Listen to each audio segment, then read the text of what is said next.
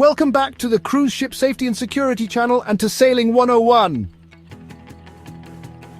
We're about to embark on a journey into the heart of sailing. Now, just like venturing into the wild, you need the right gear and the right knowledge to survive. Today, we're equipping you with the essential sailing terms, the language of the sea. Whether you're a landlubber taking your first steps on deck or a salty dog needing a refresher, this glossary of terms is your survival guide. We'll break down the jargon, make it stick like a limpet to a rock, and before you know it, you'll be talking like a seasoned sailor. So batten down the hatches, grab your life vest, and let's set sail. Alright, first up, we've got the bow. This is the business end of the boat, the sharp part that cuts through the waves.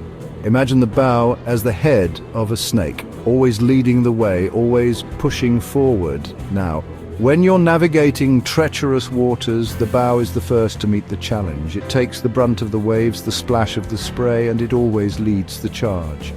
Respect the bow, keep a weather eye on it, because if the bow goes down, the whole ship could follow. Knowing your bow is crucial for understanding directions on a boat. It's your reference point for everything ahead. Remember, when someone yells "man overboard" off the bow, you know exactly where to look. A sturdy bow cutting through the waves is a beautiful sight. It's a symbol of resilience, of adventure, of pushing forward into the unknown.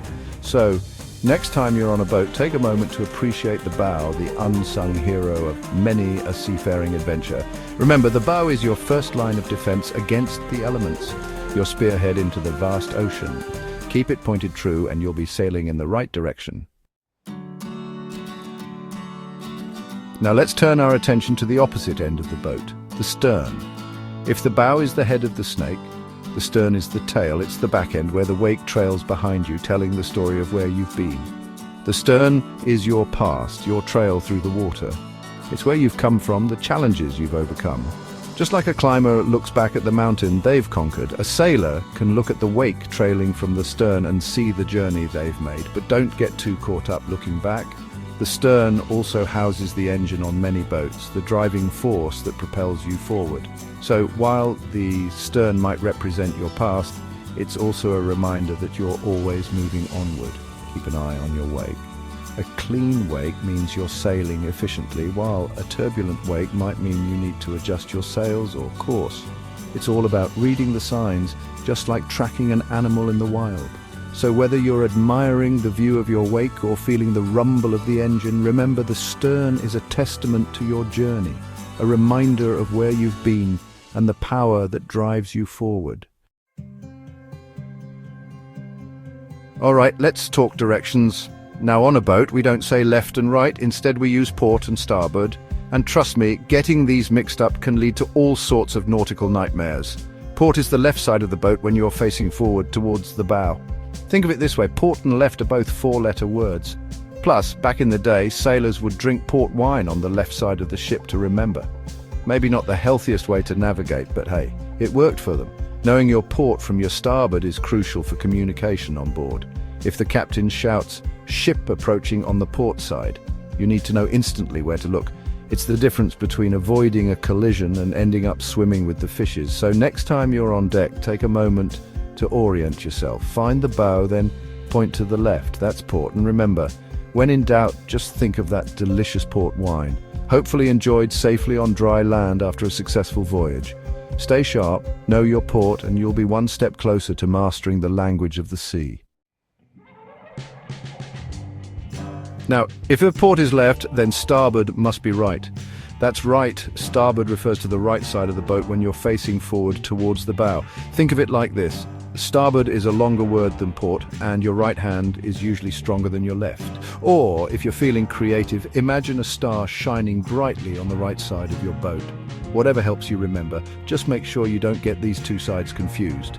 Just like with port, knowing your starboard is crucial for understanding directions and avoiding collisions. If someone yells, "rock on the starboard bow," you need to react quickly and adjust course accordingly. Remember, clear communication is key when you're navigating the open water. A simple mix-up between port and starboard could send you veering off course or worse, so practice makes perfect. Next time you're on a boat, point to the right and confidently declare, "That's starboard." You'll be speaking like a true sailor in no time. Now, let's talk about the towering giant that makes sailing possible, the mast. This is the tall, vertical pole that rises from the deck, often dwarfing everything else on the boat. It's the backbone of the sailing operation, the structure that supports the sails and harnesses the power of the wind. Imagine the mast as a giant lever reaching up into the sky to catch the wind. It's a testament to human ingenuity, using the forces of nature to propel us across the waves. But just like your own backbone, the mast needs to be strong and resilient to withstand the forces of nature. Think about the extreme conditions a mast endures: howling winds, pounding waves, the scorching sun. It's constantly tested, pushed to its limits, and yet it stands tall, a symbol of strength and endurance. Respect the mast, for it is the heart of the sailing vessel. It's what allows us to harness the wind, to explore the unknown, to experience the true freedom of the open sea. So, the next time you see a sailboat slicing through the waves, take a moment to appreciate the mast, that towering symbol of adventure and the indomitable spirit of exploration. Now, attached to the mast, you'll find the boom. This is the horizontal pole that extends from the bottom portion of the mast, and it plays a crucial role in controlling the sail. But be warned, the boom demands respect, as it can be a silent and dangerous opponent. Think of the boom as the arm that extends the sail, catching the wind and propelling the boat forward. It's the muscle in the sailing operation, reacting to your every command as you adjust the sail's angle to the wind. But here's the thing about the boom. It can swing from one side of the boat to the other with surprising force, especially during a maneuver called a jibe. Trust me, you don't want to be in the way of a swinging boom. It's like a wild animal, powerful and unpredictable. Always be aware of the boom's position, especially when changing direction or adjusting the sails. A sudden shift in the wind or a mistimed maneuver can send it swinging across the deck with enough force to knock you overboard. So remember, the boom is a powerful tool that demands respect. Treat it with caution, always be aware of its position, and you'll be able to harness its power safely and effectively.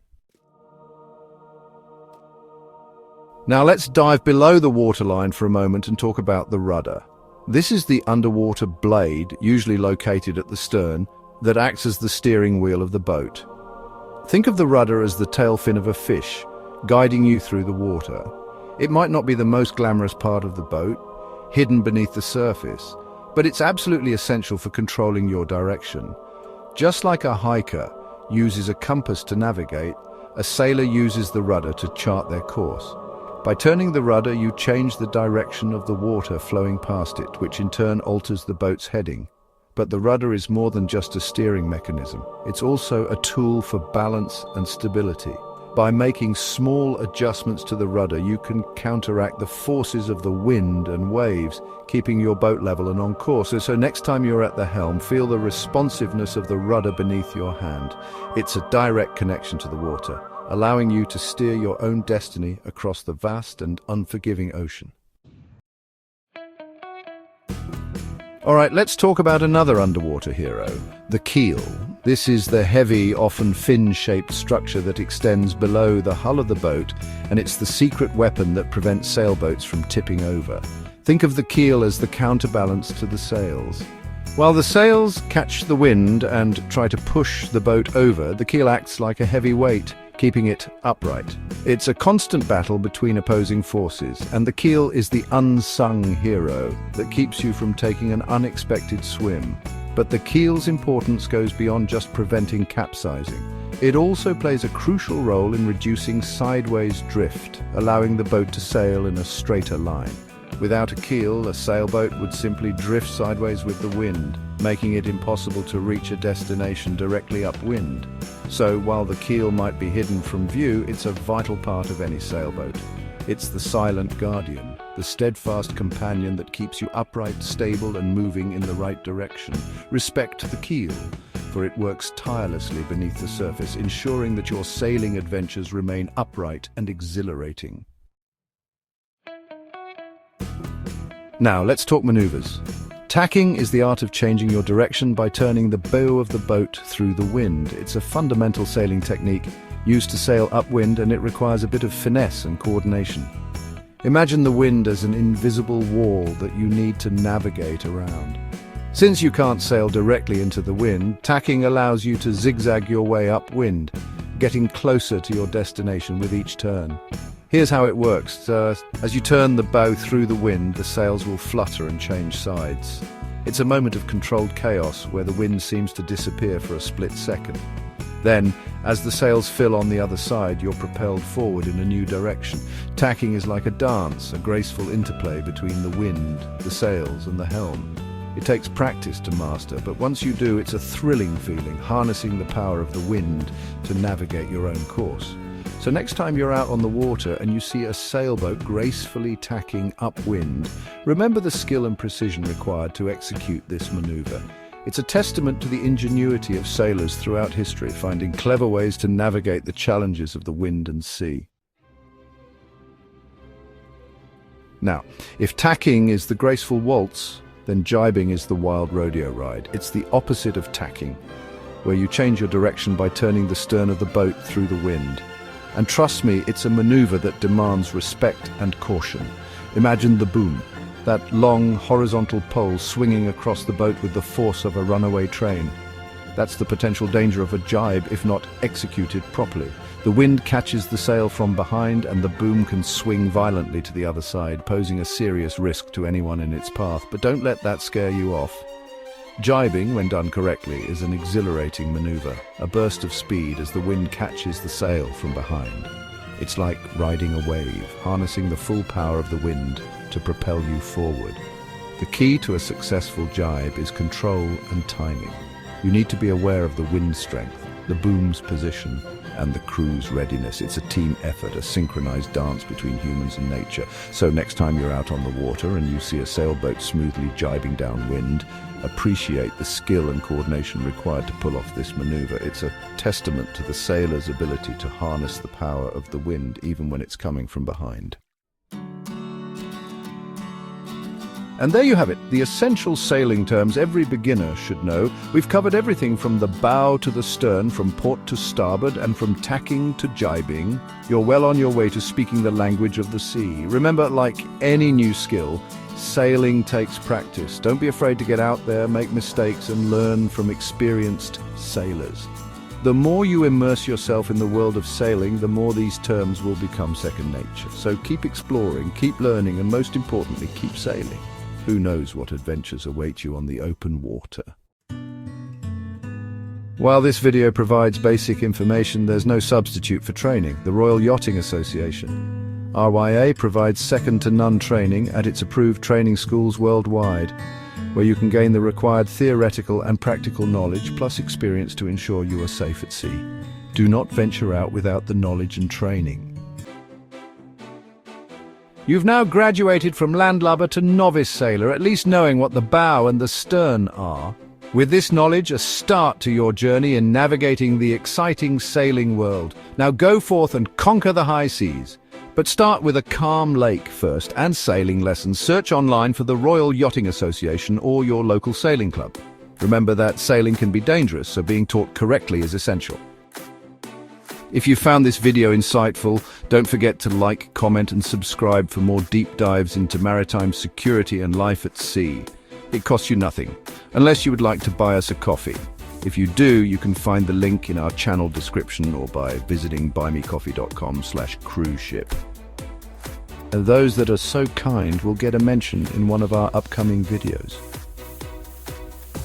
Stay legal and stay salty, stay safe. Until the next time.